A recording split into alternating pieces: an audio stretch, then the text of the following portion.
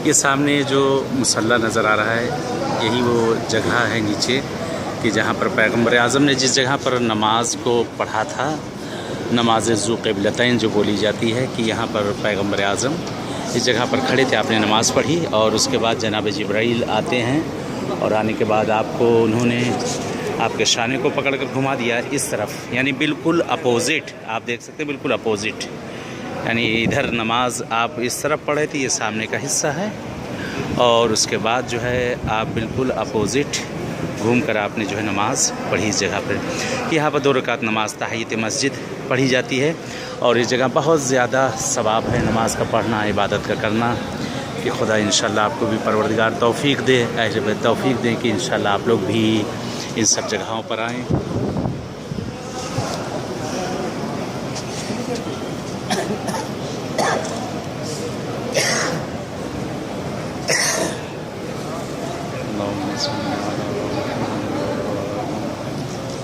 वो सामने, हाँ वो देखो वो हिस्सा है ऊपर जो दिख रहा है मुसल्ला, ये नीचे का हिस्सा है कि जहाँ पर पैगम्बर ने नमाज़ पढ़ी। पहले इस तरफ पढ़ी थी, फिर उसके बाद हाँ बीच में हाँ ये घुमा दिया गया था, फिर उसके बाद नमाज जो है इस तरफ पहले इधर पढ़ी गई, फिर उसके बाद इधर पढ़ी गई। तो ये किबला है ना, ये काबा है। हाँ नहीं काबा नहीं, काबा तो पूरा है मक्का, और दूसरा जो है फ़िलिस्तीन किबला अव्वल। हाँ इस तरफ से जिसको कहते हैं पहले वो इधर होगा, अभी इस तरफ पढ़ना है, नमाज इधर पढ़नी है, नमाज जो है इस वक्त जो किबला है उधर पढ़नी है।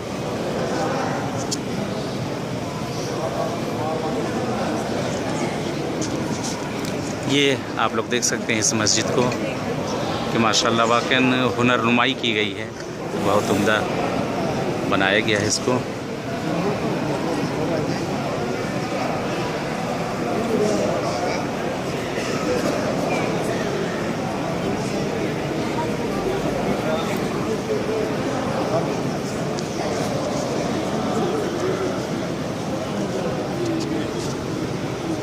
ये महराब है कि जहाँ नमाज जुमा वगैरह जिस जगह पे होती है।